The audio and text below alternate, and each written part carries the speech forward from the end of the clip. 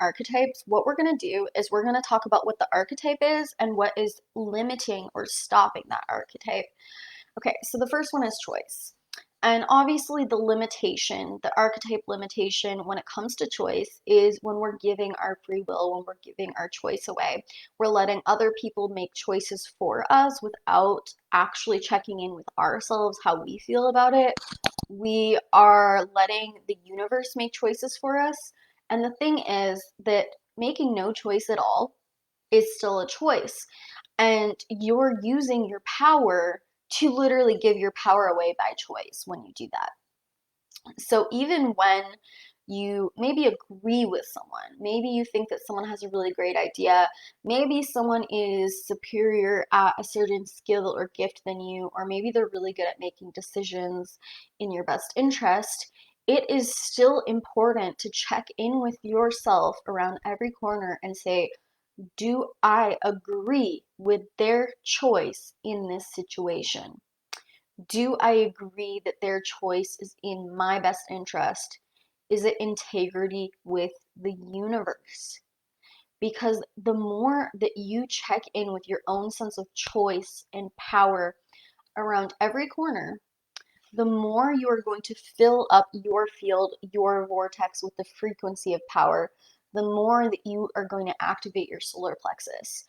Every single time you either make a conscious choice or check in with a choice that you are enabling with someone else, that you are allowing someone else make, that you are telling someone else it's okay to make that choice. Every single time that you check into the archetype of choice, you are activating your solar plexus, and your solar plexus is going crazy because the solar plexus really, really, really, really responds to choice. And I want you to see it that every time you make a conscious choice, you make a conscious decision to do something, to choose with your own free will something, it is like poking your solar plexus and allowing your solar plexus to activate and to literally just vibrate even more crazier, become more healthy, become more vital, right? Because you are literally pouring back in the source of power into your being. You are touching into the field of being a multidimensional creator, of being a multidimensional being, and you are saying that I want to be in my power, that I care about my power. When we let other people make the decisions for us, when we make it okay for someone else to take our choice away and give it away with our free will, we are giving a message to the universe that we don't care about our sense of power, that we don't care about our sense of free will. And then when it really matters, the universe is going to mirror the fact that you don't care back to you. It is going to show you that you're not caring. It is going to show you that you're not making the decisions. It's going to show you what you've been creating, what you've been asking for in your life. And so that's why it's really important to understand that when we make this decision to be apathetic, when we make a choice of apathy in our life, we are allowing life to respond to that apathy, and apathy is going to be returned to you. And apathy is going to push your buttons, and this is not a punishment. This is the universe tapping on you on the head, knocking you on the door, and saying, hello, do you really care? Do you really want to be apathetic your whole life? Do you really want to give someone else the controls? Do you really want to let someone else drive the car here? Because you came down to this earth to be in this body, to be behind the wheel. Okay? If Source didn't care about individual choice, if Source didn't care about the hundreds of differences of opinion and perspective here on this earth, why did he create hundreds and thousands and millions of billions and billions and billions? Why did Source create billions and billions of perspectives just on our planet alone? Because each one of the perspectives is different. Each one adds expansion. each one has information and each one is important. And that is why each and every one of us needs to reclaim the driver wheel to our life and stop giving our power away to other people. Stop being apathetic. So I'm going to give you a couple of examples of what choice looks like in the moment. So choice can be as simple as what you want to eat for breakfast. It can be as simple as what you want to do that day. It can be as simple as what you're going to do on a date night with the partner. It can be as simple as, it can be those simple decisions.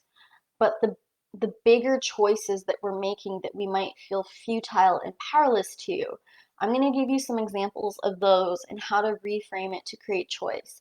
And I want you guys to type down in the comment section if you have a situation where you tend to give your power away and give your choice away to someone else and you're feeling a little bit apathetic in this situation. Okay, so one of these areas that I've seen play out in my own life is with my partner sometimes. Um, he will, so here's the thing, okay? You can feel either apathetic with your power, or the other side to not discerning choice properly is trying to take other people's choice away, trying to take other people's free will away. And I need you to see that both someone trying to take someone else's choice away and you being apathetic to your own right and free will to choice, both of these states are a state of powerlessness when it comes to choice. So an example about how choice has happened in my life has been, in my situation with my partner, especially, a couple of years ago, he would be trying to take my choice away because he had the experience in childhood of his parents taking his choice away all the time and making him feel like he didn't get to have a choice and putting pressure on him to have no choice, and getting really punished anytime he would make a choice that they didn't like, right? And, he's had the same thing, just come up in different situations.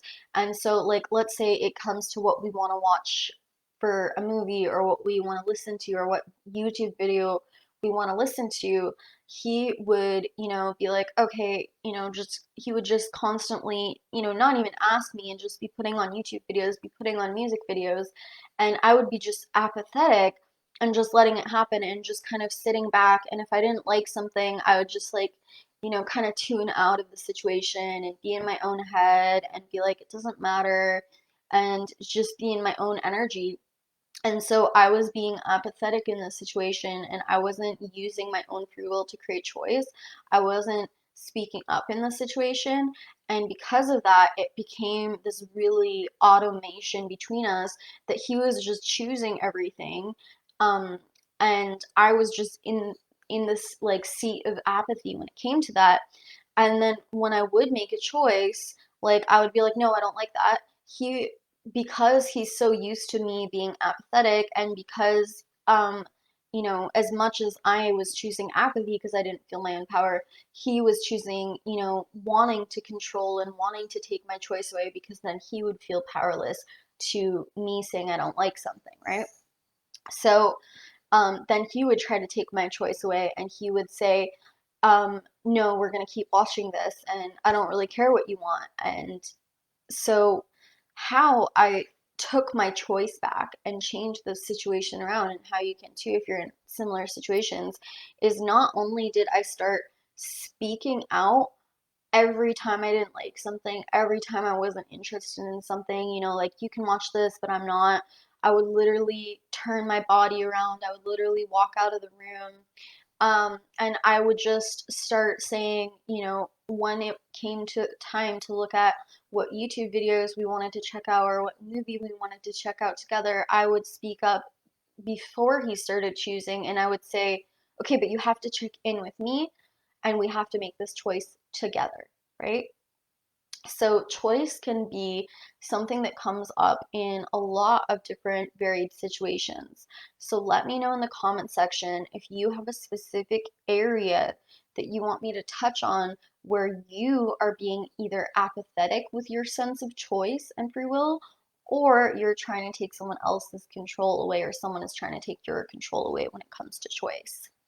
So we're going to move on to the second archetype in 1 second, and I'm just going to give you guys a quick chance to answer that in the comment section, and I'm checking the comments now to see if anybody wants to answer that or wants to ask that. Okay. All right, so we are going to move on to the next archetype.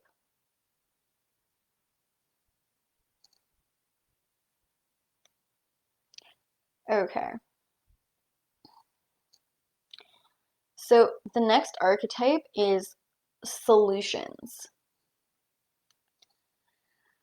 So the archetype of solutions when it comes to power is saying that there is no solution inherent, that again, there is nothing available to you. So that's the limitation when it comes to the archetype of solution, is that there's this limitation that we're putting on ourselves where we're saying, there is no solution here. I'm kind of stuck.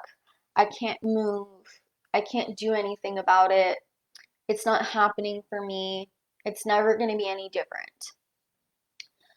So what we have to do to step back in the driver's seat with solutions, anytime you think that there is no solution available to you, the first thing that you need to do is stop and realize that if there is no solution currently available, it's because you're not opening your field to let the solution in.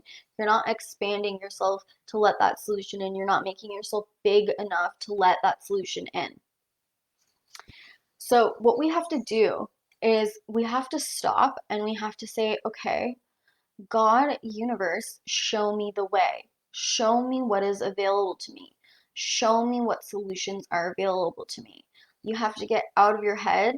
You have to get out of the stuckness in the situation by just changing up the pattern that you're in any way or form, and coming back to the solution board, coming back to the blackboard, and asking yourself, what can we do now? What can be different now?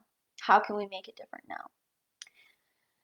So we want to ask for solutions and we want to be really loose, right? So some people are really very perfectionist when it comes to solutions, and they want it to be very obviously solving a problem.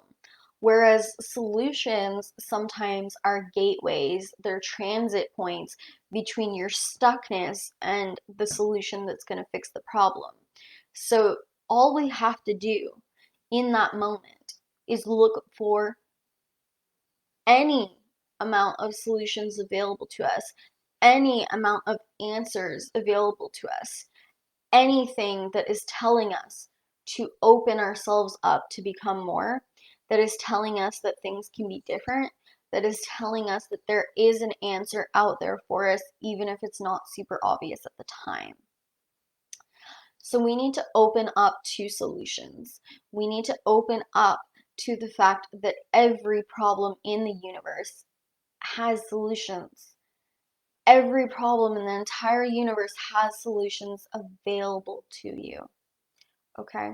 There's always going to be something that comes in to show you that things can be different, even if it's a transit point.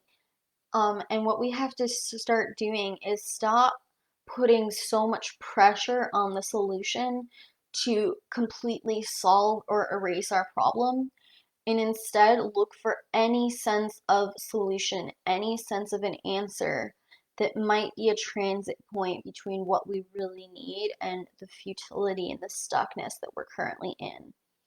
And really just knowing that no matter what you're feeling in that moment, there's always a solution available to you. There's always. It does not exist in the universe for there to be a problem that doesn't have a solution available, because it's the polarity. It would be like saying there was no male to the female. It would be like saying that there was no sun to the moon. It would be like saying that there was no universe to the cosmos. There is always a solution or an answer inherent within any problem, and all you have to do is expand yourself enough to ask what you currently are aware of that could possibly be a solution for you, and know that if there's no solutions coming up, it is you blocking the solution, blocking the answer from your own field. Um, and you need to change the pattern in the situation in order to make yourself big enough to figure out what that might be. Okay? So we're going to continue on to archetype number 3 in just a second. Please, if you're joining, say hi. Let me know that you're here.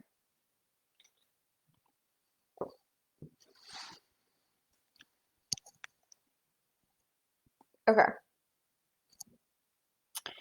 Okay, great. So this one is really building on the archetypes that we've already spoke about. So archetype number 3 is focus. Now, focus again can be the polarity of, on one side of the spectrum, complete perfectionism, and on the other side of the spectrum, kind of apathy or fatigue or automation or just not wanting to put effort in. Okay. So, and the third kind of issue that comes with focus is overwhelming ourselves, and this is very similar to perfectionism. So, one of the core limiters to the archetype of focus is perfectionism.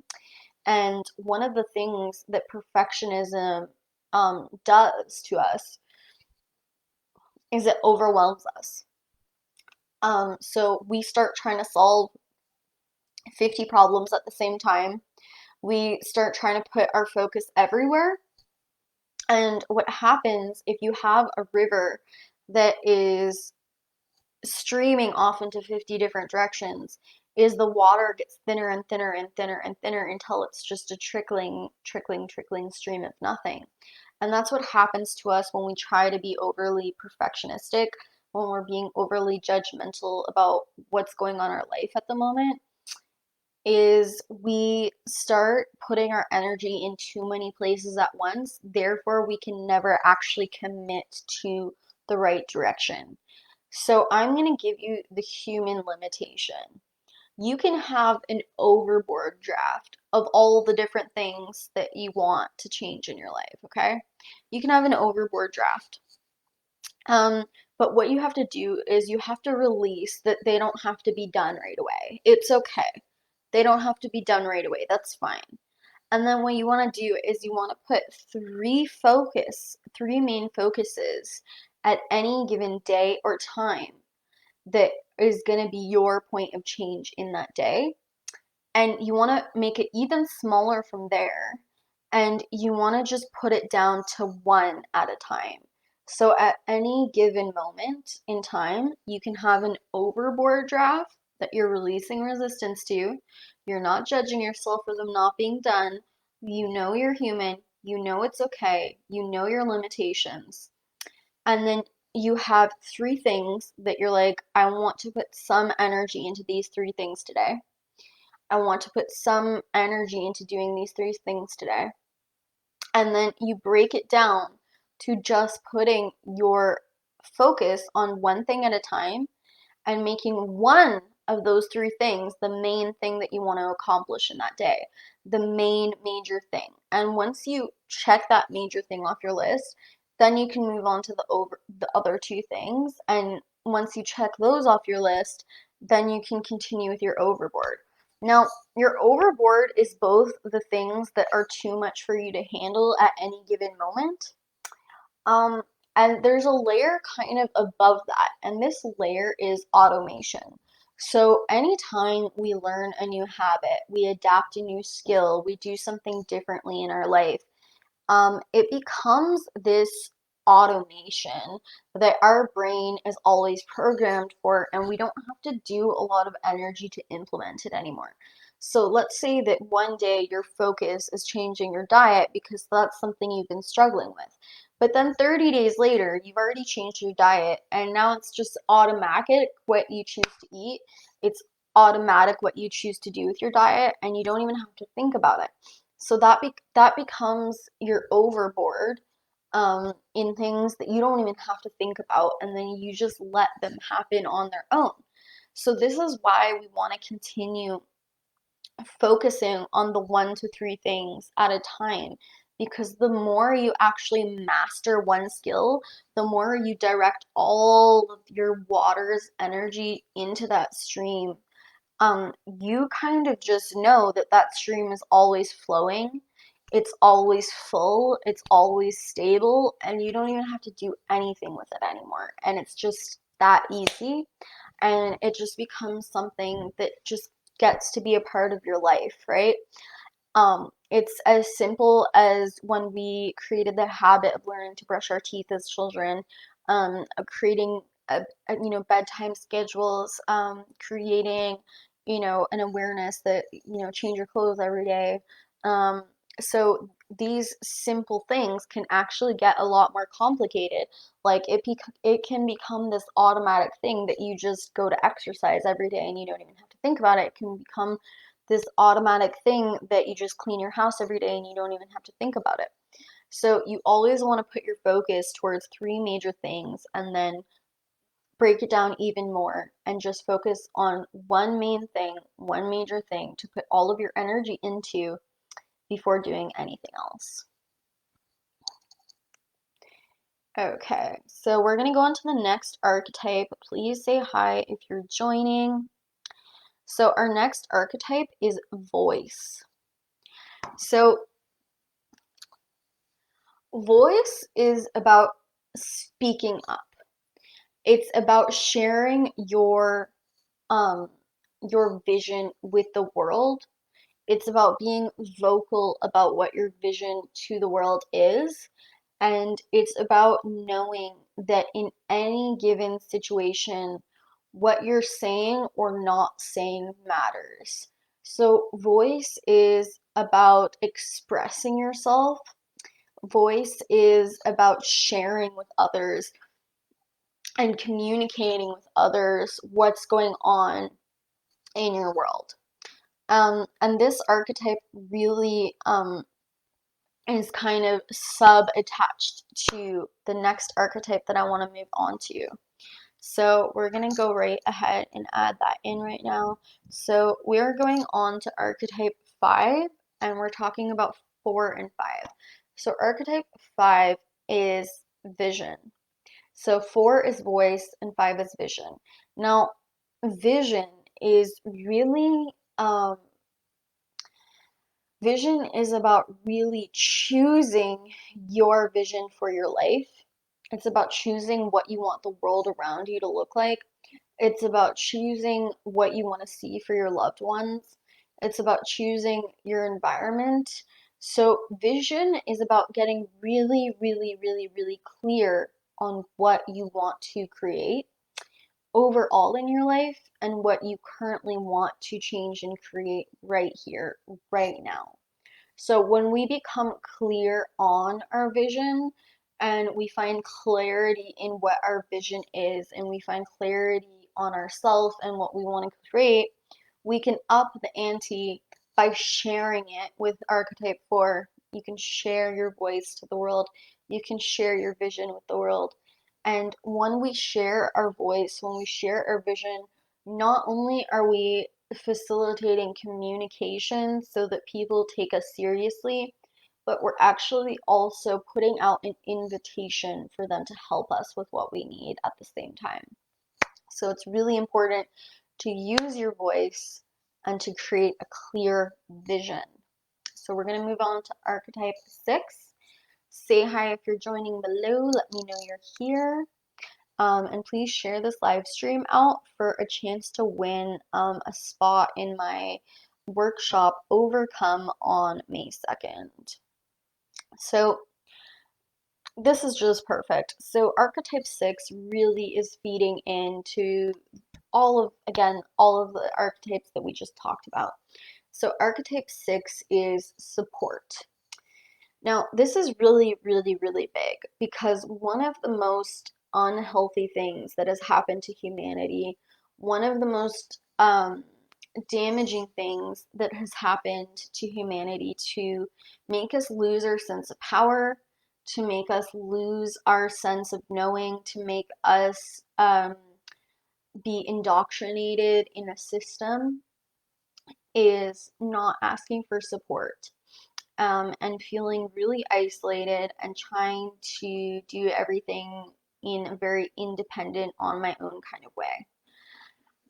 There's many reasons for this. So one is that, of course, that those in power wanted to make us feel isolated and alone to take our sense of power away. And when we're being fully independent, chances are there's a lot of problems that are coming up for us that feel really unsolvable, because the solution is to seek support outside of yourself. Um, and that is because we are a tribal species. That is because we were supposed to always rely on a tribe, a community of people. That is because each and every person on this earth has so many gifts and so many challenges, and you have the ability to help people with what they need, and people have the ability to help you with what you need, and together we work better as one system. If you take the system of a car, of a vehicle, if you isolate the steering wheel or the engine, you're, with all the other parts not working, with all the other parts detached, you're not going to have a moving vehicle. You're not going to have a car that works. You need to ask for support from the steering wheel, from the oil gauge, from the battery, from the transmitter. There's all these different parts to your vehicle, the wheels, um, all of these different parts of the vehicle come together to form one system. And humans were meant to work as a system. Humans were not meant to be isolated. Humans were not meant to be an independent species. And the reason that we really, really feel very powerless when we are trying to rely on other people and ask for support is because other people have also have power over their own life, and they have the power to say no. They have the power to reject us. They have incompatibilities with us. Um, and so, and also when we're supported by other people, it brings us back to childhood, where when we really needed to rely on specific adults in our life to survive, and they did things that made us uncomfortable and made us feel futile and made us feel powerless, we're really, really, really afraid to rely on people again. But here's the thing about support as an adult, that if one person says no, that if one person is incompatible with you, if one person is not the right fit, that you can always, always, always branch out. You can always branch out to make yourself expanded, to find more people to involve, to find the right people that are compatible to involve. And it's really about being big enough to be able to handle rejection. It's really about knowing that if somebody is doing the wrong thing, or taking advantage of you in this situation, then they're just not your person to support you in that moment. And you get to say no, you get to walk away, and you get to find the right person to support you. Another thing is, there is support all over this universe for us. There is support inherent within crystals. There is support inherent within animals, within nature, within people, within books and tools. So support doesn't always have to be another person. We can be supported by so many aspects of life, and we need to really ask ourselves, how do we need to be supported in any given situation? What is the accumulation of support look like for us? What is the system of support looking like for us in any given situation? And allow ourselves to be brave enough and expand ourselves enough to receive support, to get outside of our isolation, to get outside of our independence, and to know that by relying on someone, by allowing yourself to be supported, should not limit your own sense of power in any way or form. And if it is, you need to check that situation, you need to recheck it, and you need to do something about it, because being supported should never limit our own sense of power. That's not what true support is. True support is a circle of individuals all holding hands and working together cohesively. And that is what an ecosystem looks like. That is what symbiosis is. And that is at the core nature of our natural state.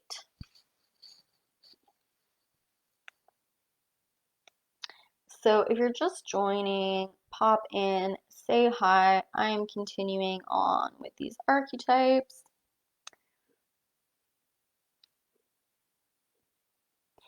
Thanks so much for sharing, guys.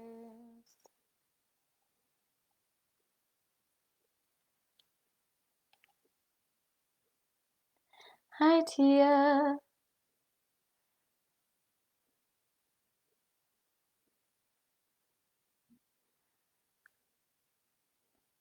Hey, Jacob and Jazz. Nice to see you guys here. Okay, we are moving on. Okay, so we are moving on to the archetype 7. So archetype 7 is all about honoring ourselves, and it is about authenticity. It is about what is authentic to our sense of power. What is our preference? What is a reflection of what we really need and want on the inside? And archetype 7 honor is all about understanding our own individuality. It's not about controlling anyone's individuality. It's not about telling them what they should be doing or what should be authentic to them. It's about one person really figuring out what their own sense of authenticity is in any given situation. And when they honor themselves, they're acting on that authentic truth. Okay. We are moving on to archetype 8, yin and yang flow. Okay. So archetype 8 is flow, and flow is about movement. Flow is about knowing that there is two types of movement in the world. There is yin and there is yang. So flow is flowing with whatever universal forces are pushing you in any direction. So this is a collective consensus reality. And sometimes there are going to be forces outside of our sense of control that are pushing us in a certain direction. And what we need to do is we need to flow with that energy, and we need to discern if this is a time of yin or if this is a time of yang. Is this a time to step back and look at the situation objectively, or is this a time to get into the meat of the situation and do something? And we can always get out of alignment in both areas. So we can always put too much yang into things. We can always put too much energy into a situation. And then we can always go into apathy or fatigue again and put not enough energy into the situation. Okay. Archetype 9. Archetype 9 is acceptance. It is accepting that we are not um we are not fiction. We're not a fictional character. We are not a superhuman being. We are a human being. And what that means is knowing your limitations, but more importantly, accepting where you are right here, right now, in the present moment. Because we cannot do anything towards change, towards power, if we are unwilling to accept and bring closer what is the reality in this moment. We have to be able to stop, look around our reality, and say that even if 1 second from now I want to make things different, in this moment, this is how it is. And when we accept it, we release resistance to it, and we allow ourselves to actually move forward in this situation from where we are. We cannot teleport from one end of the world to the other. We have to learn what it's going to take us if we want to get there. We have to learn, and even if that is learning how to freaking teleport on a multi-dimensional level. But no, most humans can't teleport right now. So we need to accept our limitations, accept what our life looks like, and accept where we are in this moment. Okay, archetype 10 is embodiment. Embodiment is being in your body, is looking around your physical life and learning to actually dictate what's happening there. It's living in your body, and it's being in your body, and it's how you interact with the world around you on a physical level. It's beyond what's happening on a mental level. It's beyond what's happening on an emotional level. It's beyond spirituality and the etheric realm. Embodiment is about living your life. And it is solar plexus, it is sacral chakra, and it is root chakra. Embodying means taking all of these etheric spiritual concepts and actually implementing them into your real life. Okay. So archetype 11 is maintaining or discipline. So maintaining our field looks like this. When we are moving forward as the powerful beings that we are going to come to points that will test us. We're going to come to points where old patterns come up. We're going to come into points where someone else is testing our limits and testing our power. And our job as powerful beings is to keep our field clear, is to keep any links from actually entering our field. So even though this is a consensus reality, and even though there's an impact and there's an effect that is going to inevitably take place, your choice, what you're letting into your field of power, what you're letting into your vortex of power, and how you're protecting yourself from leaked energy matters. So when a leak is coming in, someone is testing you, someone is poking on your bubble and trying to pop it, it is your job to find your center and to reaffirm your power, to reaffirm your field. And what it looks like is when you're taking in the outside world and what the impact and effect it's having on you. You're taking it in like this into the center, and as soon as it's in your center, you're using discernment, and then the vortex pushes back around, just like a toroidal field, and you have a chance at this point to either kick things out of your field or to bring things closer. So things come in, they test you, you bring them closer, you use discernment, you figure out what the impact is, and then as the energy is moving back around, that is your chance to kick it out or bring it closer. And that is the toroidal field energy of maintaining the system, maintaining your power, and not letting your power be leaked.